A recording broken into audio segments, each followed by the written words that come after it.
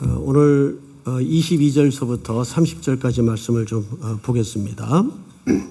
제목은 좁은 문입니다. 좁은 문. 오늘 좁은 문이 뭘까? 우리 24절만 한번 전체가 합독하겠습니다. 시작. 좁은 문으로 들어가기를 힘쓰라. 내가 너희에게 이르노니 들어가기를 구하여도 못하는 자가 많으니라. 예, 좁은 문으로 들어가기를 힘쓰라 그랬어요. 여러분, 이 예수님의 말씀은 어떤 질문 끝에 꺼내는 대답입니다. 근데 사실 그 질문에 대한 대답은 아니고 다른 대답을 명령 겸 하신 거죠. 우선 9장 51절을 좀 한번 볼까요? 앞으로 몇 장 넘기시면 9장 51절을 좀 보십시다. 51절 제가 좀 읽겠습니다. 오늘 이야기는 사실 이 본문에서부터 출발한다고 보면 정확합니다. 예수께서 승천하실 기약이 차감해 예루살렘을 향하여 올라가기로 굳게 결심하시고, 자, 잠깐 저를 보십시다. 지금 예수님은 정확하게 이 결심을 하시고 예루살렘으로 이제 죽음을 걸고 들어가시는 길이에요. 사실 오늘도 우리 안 선교사님이나 또 인도네시아 형제들 또 최상익 선교사님 찬양으로 기도의 제목의 보고로 이야기를 들었지만 그렇게 그 이방 땅에서 특별히 인도네시아는 아시아존에서 최대의 무슬림 국가입니다.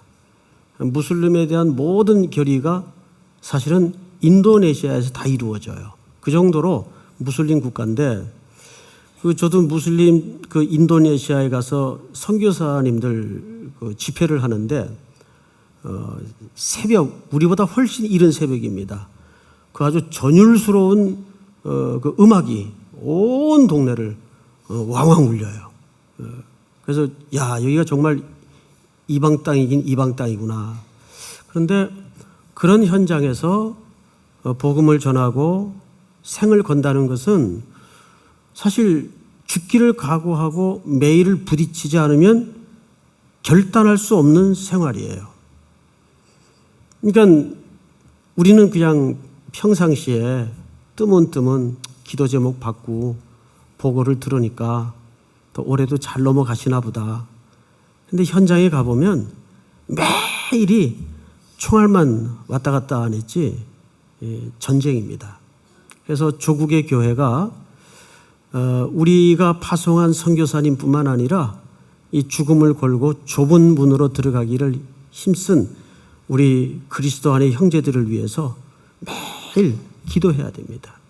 이 선교지를 위해서 기도하는 것만큼 주께서 기뻐하시는 일은 없습니다. 우리가 오늘 간단한 찬양과 보고를 들은 것으로 멈추지 말고 정말 이 아시아존의 가장 그 복음화가 안 된 흑암의 땅인데 중국도 아직 남았잖아요. 인도도 아직 남았잖아요. 우린 거기에 지금 들어가기조차 어려운 땅입니다. 그래도 우리는 또 가야 되겠죠. 그 땅을 위해서 계속 기도해 주시고, 지금 예수님은 그것처럼 이제 예루살렘을 향해서 아버지께로 가기 위해서 이제 죽음의 여행을 출발하신 겁니다. 그것이 9장 51절인데 우리 한번 전체가 같이 읽어보십시다. 시작. 그래서 승천하실 기약이 차감해 예루살렘을 향하여 올라가기로 굳게 결심하시고. 아멘.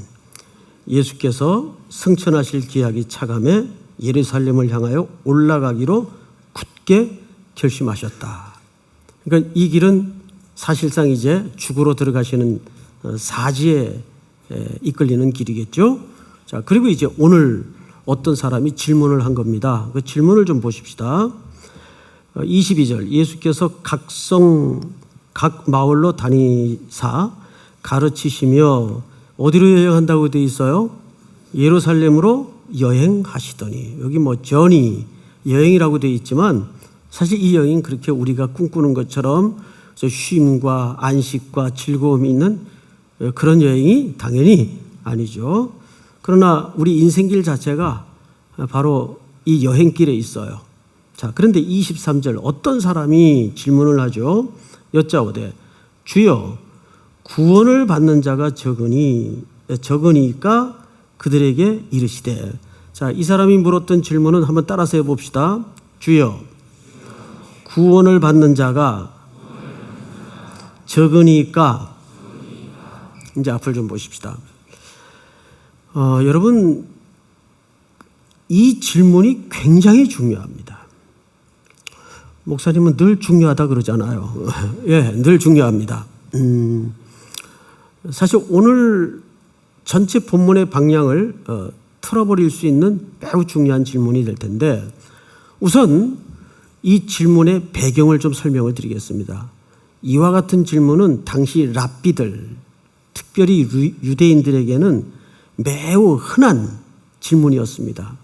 그러면 그 질문은 유대인들이 왜 했을까를 한번 생각해 보시라고요. 보통 이렇게 이제 클래스에서 수업을 하다 보면 가끔 이제 질문하는 학생들이 유독 있어요. 근데 이제 선생님은 알죠. 제가 저거 몰라서 묻는 건지 어떤 의도를 가지고 묻는 건지 알아요. 그런데 제 경험상으로 몰라서 묻는 경우는 한 15%에서 20%밖에 안 돼요. 나머지 80%는 죄송한 표현이지만 다 어떤 나름 개인적인 의도를 가지고 물을 때가 태반이에요. 그런데 그 의도가 대부분 좀 선한 의도가 아니에요. 자기의 주장을 피력하거나 또는 자기의 어떤 의도를 슬쩍 일부러 들키기 위해서 묻는 질문일 때가 참 많습니다. 몇 주 전에 사도행전 1장 8절을 설명하면서 이런 말씀을 드렸어요. 지지난주였던가요? 제자들이 예수님에게 물었어요. 주의 나라가 언제 임합니까? 기억나시죠? 언제 임합니까? 그건 때와 기한을 몰라서 물었던 질문이 아니라 그랬어요. 적어도 숙제검사 언제 합니까? 라고 묻는 학생은 이면에 숙제를 나름 했다는 얘기, 안 했다는 얘기예요. 했다는 얘기거든요. 그러니까 제자들에게는 적어도 그런 심리적 바탕이 깔려 있었어요. 그러니까 사실 이 사람도 자기는 구원을 얻을 수 있다는 확신을 가지고 하는 얘기예요. 그렇죠, 여러분? 예. 그래서 이렇게 질문을 한 겁니다. 주여, 구원을 받는 자가 적습니까? 그러니까 0.1%쯤 뭐 수치로 예를 듭시다. 그 안에 나도 어떻게 된다는 얘기일까요? 당연히 들어갈 수 있다는 얘기예요. 이 당시엔 두 가지 이 질문에 대한 논란이 있었는데, 첫째는 어떤 사람들은 모든 유대인들이 구원을 받는다고 했어요. 아브라함의 혈통적 자손이면 모든 유대인들이 구원을 받는다. 근데 또 어떤 사람들이 실지 아니다. 그들 중에서도 아주 소수만 구원받는다.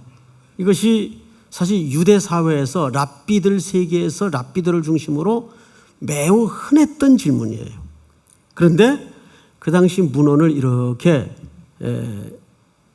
조각조각 설명된 문헌을 찾아보면 이런 질문의 근본적인 속내가 사실은 정말 몇 명이나 구원받을까? 14만 4천이 맞는가? 이런 걸 궁금해서 물었던 질문이 아니고, 적어도 우리 집안은 또 우리 민족은 혈통적으로 아브라함의 굳건한 자손이기 때문에 우린 당연히 구원받는다.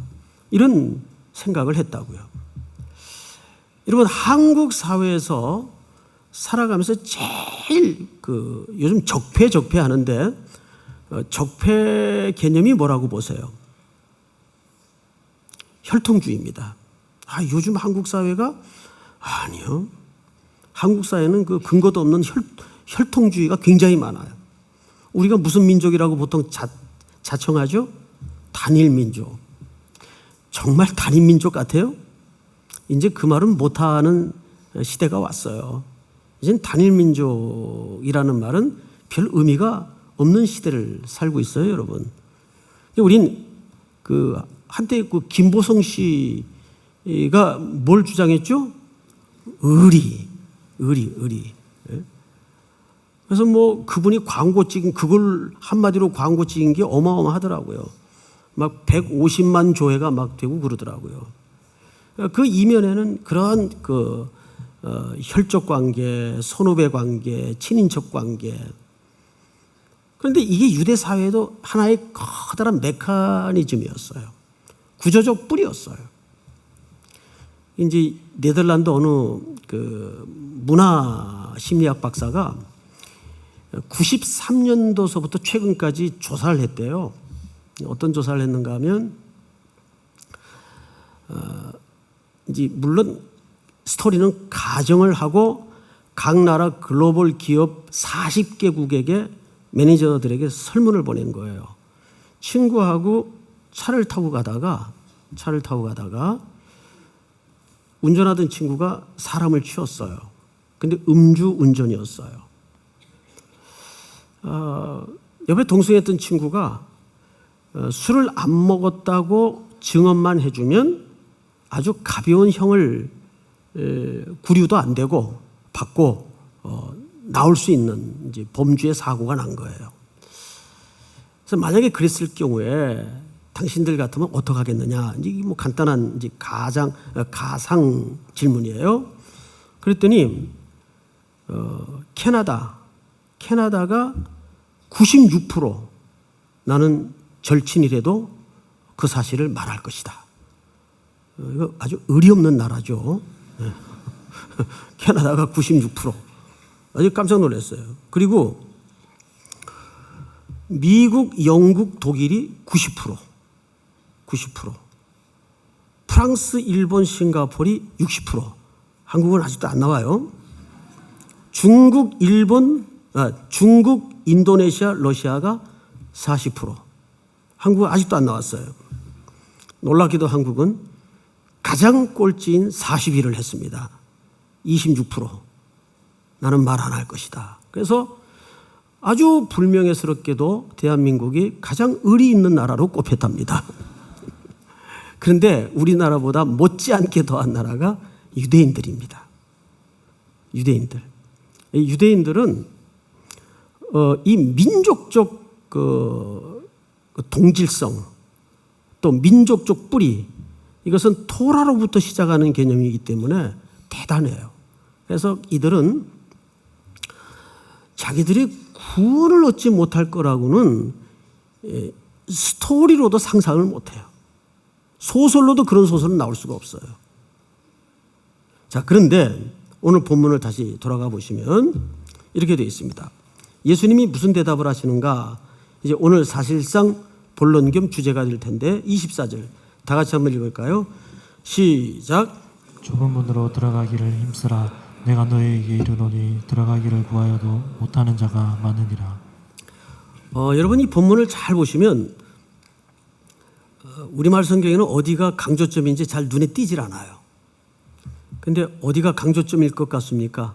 그거 아는 거 매우 중요합니다. 좁은 문 아닙니다. 힘쓰라의 강조점이 있어요. 여러분 마태복음에 보면 좁은 문의 이야기가 또 나와요. 근데 그 마태복음 7장의 좁은 문과 누가복음 13장의 좁은 문에는 매우 미세하긴 하지만은 상이점이 있습니다. 차이점이 있어요. 예를 들어서 이런 겁니다. 마태복음은 이런 차이를 드러내고 있어요.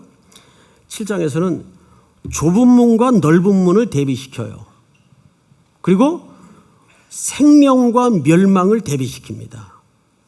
좁은 문으로 들어가면 생명을 얻게 되고 넓은 문으로 들어가는 자는 멸망을 얻을 것인데 라는 구조로 짜여져 있습니다. 이야기가. 그래서 마태복음 7장에 나오는 이 좁은 문의 개념은 오늘 누가복음 13장의 좁은 문의 개념과 조금 차이가 있습니다. 좁은 문, 넓은 문, 생명, 멸망. 정확하게 마태복음 7장은 이 구조예요. 그런데 오늘 누가복음 13장은 오로지 어디에 강조점이 있는가 하면 좁은 문에 강조점이 있는 게 아니고 좁은 문으로 들어가기를 힘쓰라의 강조점이 있어요. 근데 이 힘쓰라라는 말이 간단치 않은 이야기예요. 이 말은 올인한다라는 뜻입니다. 그 좁은 문으로 들어가기 위해서 내 생명과 인생을 건다 그 뜻이에요. 올인한다. 이거를 전쟁 개념으로 표현을 했는데 분투, 싸우다. 오전에는 싸우지 말라 그랬는데 저녁 예배 때는 또 그 좁은 문으로 들어가기 위해서 그것과 대척되는 모든 것들과 뭐 하라는 얘기냐면 분투하고 싸우라. 이것은 전쟁 용어입니다. 싸워야 돼요. 그래서 오전에도 야고보서 4장에서 뭐라 그랬죠? 야고보 사도가 마귀와 어떻게 하라 그랬어요? 대적하라 그랬어요. 우리는 영적인 어둠의 권세 잡은 자들과 늘 이렇게 대척점에 서 있다는 걸 항상 그 인식이 무뎌져서는 안 돼요. 이걸 놓치면 그냥 기독교가 선명해질 수가 없습니다. 기독교는 정신을 못 차리게 됩니다. 요즘 얼마나 많은 신학의 오류와 혼란이 이 시대를 또 교회 성결성을 무너뜨리고 있습니까? 여기에 우리가 잘 분별해서 그 어둠의 권세 잡은 자의 아주 지략과 싸워야 돼요. 뱀같이 지혜롭고 비둘기같이 순결한 마음으로 싸워야 되는데 여기 힘쓰라라는 말은 그런 개념에서 굉장히 격렬한 단어입니다. 올인하라.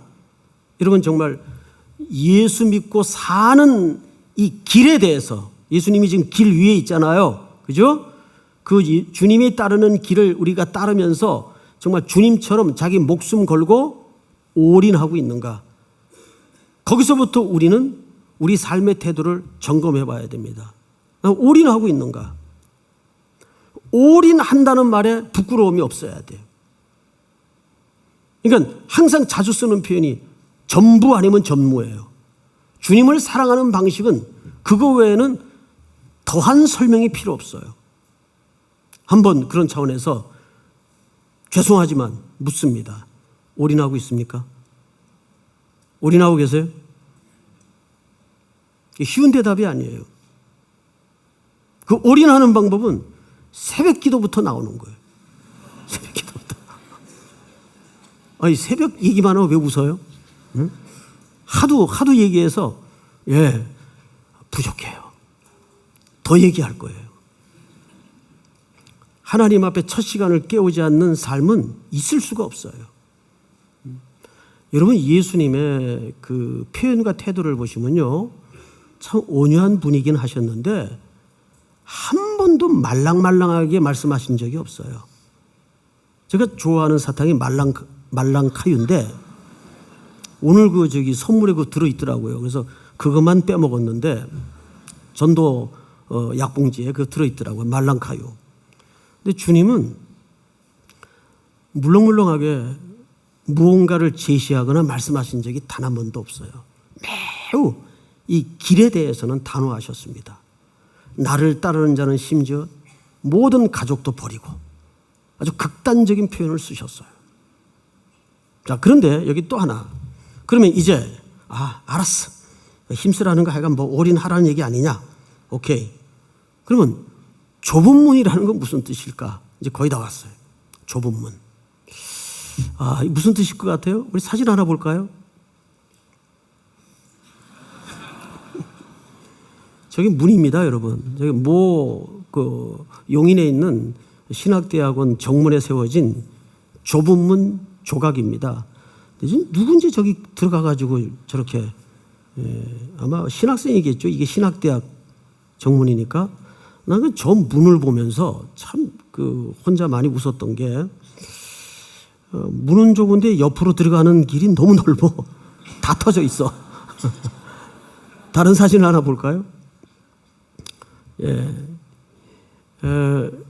원래 전체 그림이 저렇게 되어 있습니다. 이 누구라는 조각가가 만드신 건 여기 이제 통짜돌입니다. 저런 크기의 통짜돌을 한국에서 만나기가 쉽지 않은데 어디서 구했는지 모르겠어요. 저걸 이제 신대원 정문 앞에 이렇게 세웠더라고요. 돈 많이 들었대요. 글쎄요. 좁은 문이에요. 좁은 문의 의미는 저런 의미일까요? 저는 뭐 저 조각 자체를 저 예술품으로 그냥 이해하면 좋겠어요. 저게 뭐 더 이상 다른 해석을 할 필요가 없이. 자, 그러면 이제 여기서 말하는 좁은 문의 의미는 뭘까? 한번 생각을 좀 해보십시다. 우선 이 스테노스라는 단어를 써요. 좁다라는 말은 공간적 개념이죠. 공간의 협소함을 나타냅니다. 그런데 이 말이 어디서 또 쓰여지는가 하면 예레미야 30장 7절에 같은 단어가 쓰여져요. 띄워주세요. 예레미야 30장 7절 다 같이 시작. 슬프다 그날이여 그와 같이 엄청난 날이 없으리라. 그날은 야곱의 환난의 때가 되미로다. 그러나 그가 환난에서 구하여 냄을 얻으리로다. 여러분 여기 환난이라는 단어가 두 번 등장을 하죠. 그날은 야곱의 환난의 때가 되미로다. 그러나 그가 환난에서 구하여 냄을 얻으리라. 이 환난이라는 말이 좁다라는 뜻, 크로노스라는 뜻이에요. 크로노스 즉 스테노스. 이걸 크로노스, 스테노스를 좁은 문이라고 얘기합니다. 그러니까 이것은 어떤 실질적인 좁은 문이라는 의미보다는 이런 뜻입니다. 즉 어떤 고통스러운 일들을 얘기합니다. 다시요. 여기서 말하는 좁은 문이라는 것은 하나의 유비적 표현인데 어떤 고통스러운 일을 함의한다고 볼 수 있어요. 뭘 위해서 우리가 그 고통스러운 일을 겪죠? 주님이 십자가를 지고 우리의 죄를 대속하기 위해서 걸어가신 그 길을 우리가 좇을 때 겪게 될 많은 고통들이 따릅니까? 안 따릅니까? 따르죠. 어떤 때는 우리가 방금 말씀을 드린 것처럼 목숨도 걸어야 될 때가 있어요. 그걸 성경에서는 뭐라고 표현을 했다고요? 좁은 문이라고 표현을 했습니다. 자, 예수님께서 이 말씀을 하시면서 이제 그 다음 절을 한번 볼까요? 25절 집주인이 일어나 문을 한번 닫은 후에 여기 집주인이 일어났다 그랬어요. 근데 놀랍게도 이 누가복음에서 에게이로 이 일어나다라는 말은 부활을 가르칠 때 쓰는 표현이에요. 부활을 가르칠 때. 그러니까 예수님이 부활하셔서 모든 이제 구원의 문이 닫히는 겁니다. 어떤 의미에서? 종말론적 차원에서 모든 그림이 끝나는 거예요. 자, 그런데 문 밖에서 벌어진 상황과 문 안에서 벌어진 상황이에요. 문 안은 집안을 얘기합니다. 그럼 여기 집주인은 누구를 가리킬까요? 당연히 예수 그리스도를 가리키는 거예요. 근데 그분이 이제 일어나서 이렇게 얘기합니다. 25절 집주인이 일어나 문을 한번 닫은 후에 너희가 밖에 서서 문을 두드리며 주여 열어주소서 하면 그가 대답하여 이르되 나는 너희가 어디서 온 자인지 알지 못하니라 하리니. 자, 이건 좁은 문에 대한 어떤 의미를 설명하고 싶은 걸까요? 시간적 한계가 있다는 뜻입니다. 즉 구원받을 기회가 언제나 넓은 문처럼 열려있는 게 아니라는 뜻이에요. 믿습니까? 그런 의미에서 항상 선교와 전도와 복음 선포는 교회가 잃어버리지 말아야 될 가장 긴박성입니다. 여러분 집에 불 나면 이 불이 이렇게 났는데 이제 거기서 좀 나와야 되겠다 이러고 불에 대한 경고를 할 사람이 있을까요? 불 나면 어떻게 해야 돼요? 그냥 외마디로 비명을 속에서 찢어내듯 불이야! 이렇게 소리 질러서 안 되겠죠. 더 크게, 더 강렬하게 불이야! 이 정도는 소리를 쳐야 정신이 나겠죠. 이거는 우스우시라고 한 퍼포먼스가 아니고 이거는 교회가 복음을 전하고 선교를 하고 구원받을 백성들을 향해서 언제든지 달려갈 준비를 하고 있는 교회가 감각을 잃어버리지 말아야 될 교회의 긴박성이에요. 이게 다행히 참 우리 3.1교회가 복되다 말할 수 있는 것은 뭐냐면 청년들이 많고 사람들이 많은데도 제가 부임한 이후에 기억하기로 한 번도 선교에 대해서 끈을 늦추거나 복음을 전하는데 뒤로 물러선 적이 없어요. 제 기억으로는 없어요. 교회가 적자가 나도 여느 때보다 수입이 줄어도 그저 우리 장로님들이나 집사님들이 선교하는 일이라면 그리고 다음 세대를 살려내고 자녀들을 청년들을 위한 일이라면 그렇게 인색하게 하는 걸 한 번도 못 봤어요. 해야죠. 해야죠. 해야죠. 옆에 분에게 인사하세요. 해야죠. 응? 해야죠. 이게 뭐예요? 복음 선포에 대한 긴박성에 대한 감각을 잃어버리지 않는 태도예요. 왜? 왜 그래야 될까요? 여러분, 이 기회는 언제나 우리 주변에 열려있는 기회가 아니기 때문입니다. 문이 닫히면 끝나는 거예요. 주님 언제 오세요? 주님 언제 오시죠? 오늘 밤에도 오실 수 있어요. 그래서 항상 우리는 주님이 언제나 오늘 오신다는 마음으로 그 심정과 삶을 올인해야 됩니다. 믿습니까? 쿠바에 단기 선교사를 지금 모집하고 있는데 몇 분이나 지원했어요? 쿠바 땅 가보시면 와, 매력적이에요. 인도네시아만큼이나 매력적이에요. 얼마나 그 영혼들이 순수한지 몰라요. 그리고 아주 열렬하고 수용성이 좋고 그냥 한 1년은 교회 텅 비우고 전부 나가서 온 세계를 그리고 밟고 돌아다녔으면 좋겠어요. 그랬으면 좋겠다 그 말이에요. 그러자는 얘기가 아니고 그렇게 하면 또 안 되겠죠. 현실적인 삶이 있는데 그 정도로 복음 선교에 대한 주님의 마음이 급하다는 얘기예요. 근데 오늘 이 본문 누가복음 13장에서 강조하는 건 뭐냐면 그 시기가 언제나 있는 게 아니다. 이 기간의 한계를 얘기하는 거예요. 그러자 이제 문을 사이에 안에 있는 자와 밖에 있는 자가 어떻게 극명하게 표정이 갈리는가를 한번 보자고요. 자, 몇 절을 보시냐면 26절. 그때 너희가 말하되 우리는 주 앞에서 먹고 마셨으며. 자, 저를 보세요. 지금 문 밖에서 못 들어온 사람들이 뭐라 그래요? 우리는 주 앞에서 뭐 했다고요? 먹고 마셨다 그래요. 여러분, 유대인들의 이해와 문화 속에 한 식탁에서 먹고 마시는 거는 뭐예요?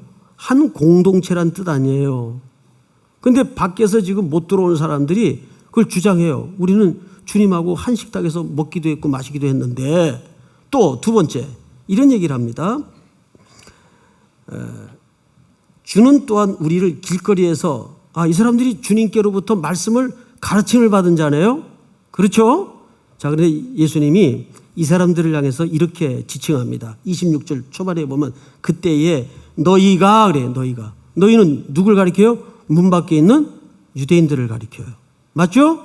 문 밖에 있는 유대인들이에요. 지금 유대인 중에 한 사람이 이 질문을 한 겁니다. 유대인들을 상징적인 대표로 해서 너희가 유대인들을 얘기하는 거예요. 근데 유대인들은 아까도 말씀을 드렸지만 꿈에도 소설로도 자기네들이 구원 못 얻을 거라고 생각을 한 적이 없다니까요. 자, 27절을 볼까요? 같이 읽습니다. 시작. 그가 너희에게 말하여 이르되 나는 너희가 어디에서 왔는지 알지 못하노라. 행악하는 모든 자들아 날 따라.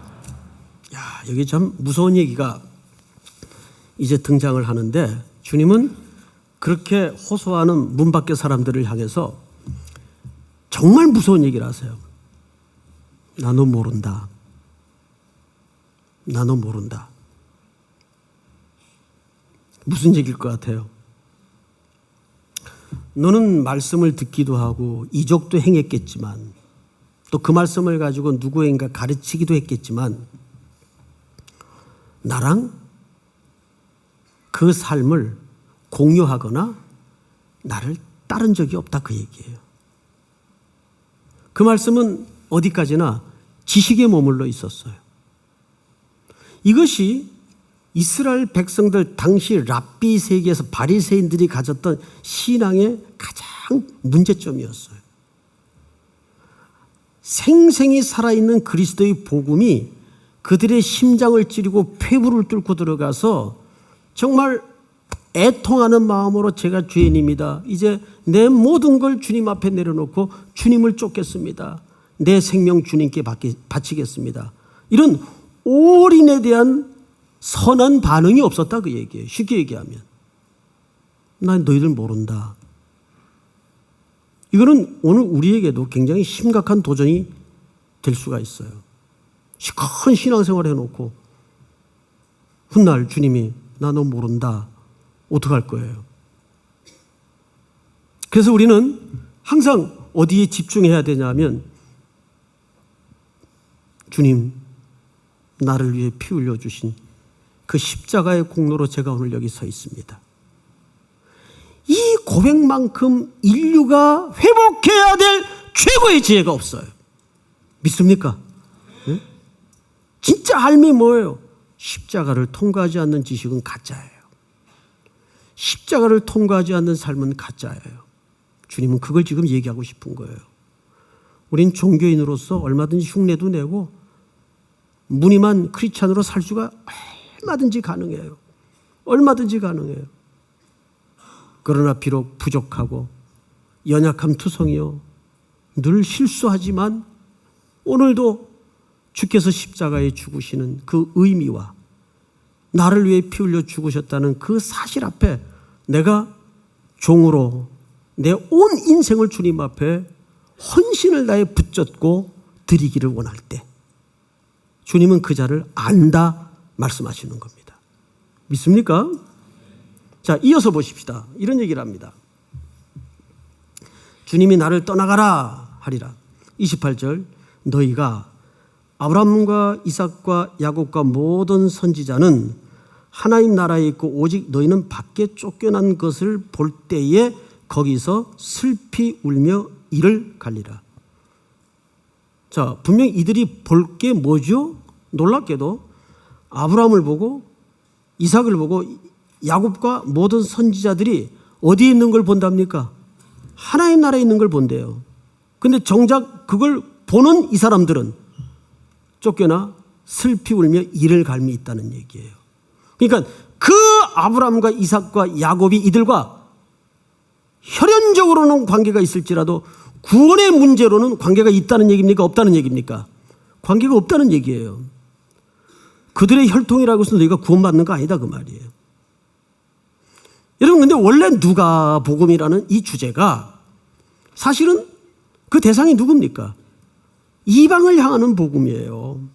그래서 누가복음은 누구에게 2인칭으로 쓰여졌습니까? 데오빌로 가카요. 데오빌로 가카요. 이방인을 대표하는 이름이에요. 데오빌로 가카요. 예수 그리스도의 나심과 모든 일대기를 자세히 써서 알리노니.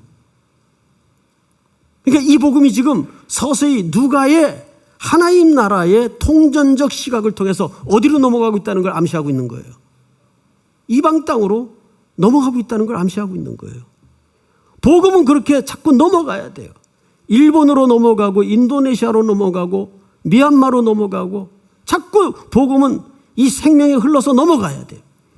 그것이 누가적 관점이에요. 마지막으로 성경을 좀 볼까요? 29절 다 같이 읽겠습니다. 시작. 사람들이 동서남북으로 와서 하나님 나라 잔치에 참여하리니 보라 나중된 자로서 먼저 될 자도 있고 먼저 된 자로서 나중될 자도 있느니라 하시더라. 여기에서 누가가 세 가지 사실을 집주인이 말하고 있는 걸 소개합니다. 첫째가 뭐냐면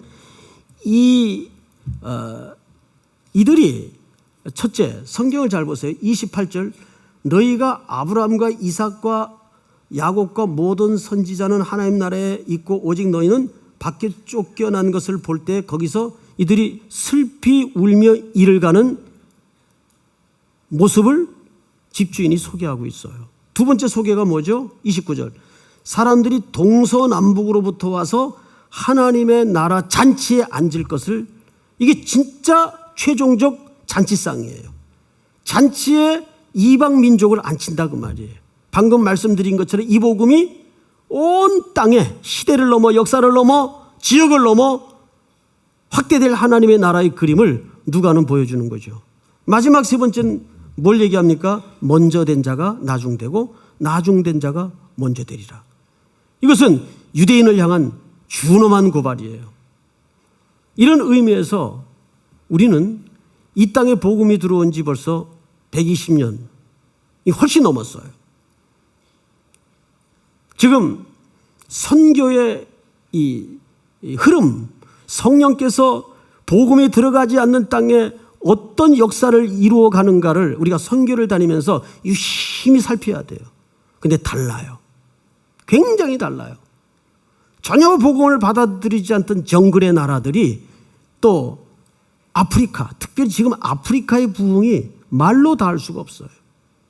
강렬한 성령의 역사가 그 어둠의 땅, 병든 땅에 치유와 회복으로 일어나고 있습니다.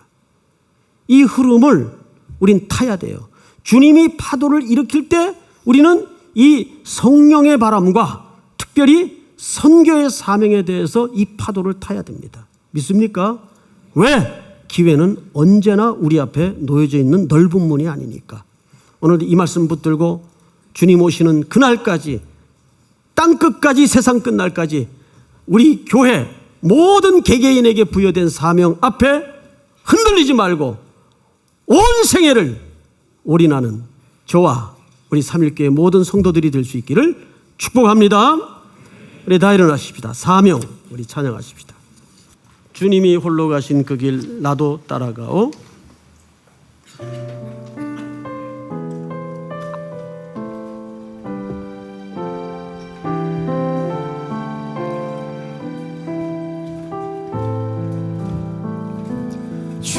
주님이 홀로 가시는 길 나도 따라가오.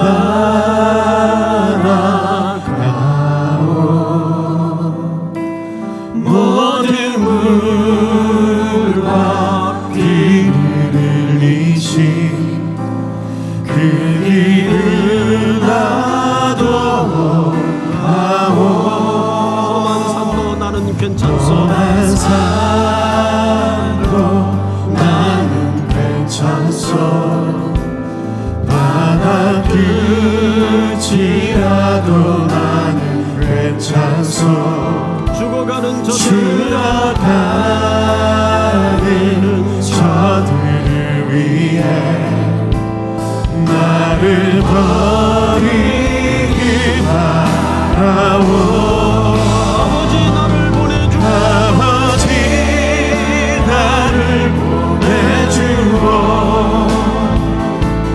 나는 달려가겠소.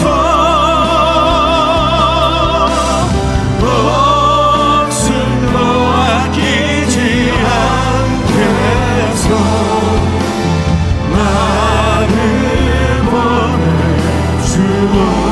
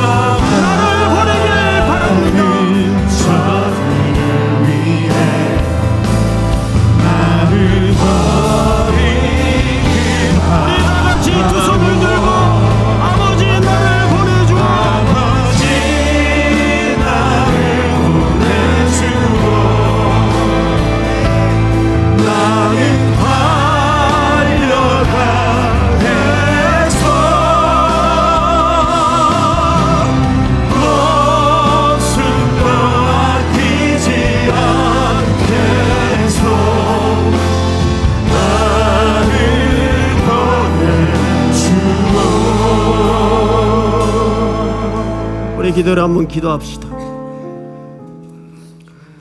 걸어가신 하나님, 우리 아버지, 천천만만 입이 있어도 감사, 영광, 찬송밖에는 아뢰올 길이 없습니다. 무엇이간데 우리를 사랑하셔서 하늘 백성 삼아주시고 이 영광스러운 선교의 사명을 다시 맡겨주심을 진심으로 감사를 드립니다. 아직도 이 땅에 하나님이 되찾아야 될 천국 백성이 지구촌 땅끝까지 널려져 있습니다. 주님 다시 오시는 그날까지 우리 삼일교회 모든 지체들이 온 인생을 올인할 수 있도록 인도하여 주시옵기를 원합니다. 하나님께서 이 화급한 마음으로 이 시대의 주의 백성들을 부르고 계시는 줄을 믿습니다. 이미 휘어져 추수하게 된 이 땅에 이제 일꾼만 남았습니다. 주님, 그 일꾼을 보내어 주시옵소서. 내가 여기 있나이다. 내가 여기 있나이다. 나를 보내소서. 나를 보내소서. 행복한 삶, 편안한 삶에 안주하는 인생이 되지 않도록 도와주시고, 주님이 죽음을 걸고 십자가를 향하여 예루살렘으로 걸으셨던 그 길에 동참하는 결단과 은혜를 새롭게 하여 주시옵소서. 우리 인도네시아를 위해서 기도합니다. 미얀마 땅을 위해서 기도합니다. 우리 교회가 파송하여 눈물 뿌리며 전선에 수고하는 동지들을 위해서 기도합니다. 강력한 성령의 역사가 나타날 수 있도록 도와주시고, 그 어둠의 땅에 복음으로 회복과 치유의 역사가 나타나게 하여 주시옵소서. 일상의 전쟁터로 출발합니다. 물러서지 않도록 도와주시고, 어둠의 권세와 맞서는 담대함을 허락하여 주시옵소서. 지금은 우리 구주 예수 그리스도의 은혜와 하나님 우리 아버지의 사랑과 성령님의 교통하심이, 오늘 머리 숙여 경배를 드리는 사랑하고 사랑하는 우리 3일의 모든 성도들, 인도네시아의 귀한 형제들, 미얀마의 귀한 형제, 복중의 생명까지 영원토록 함께 있을지어다. 아멘.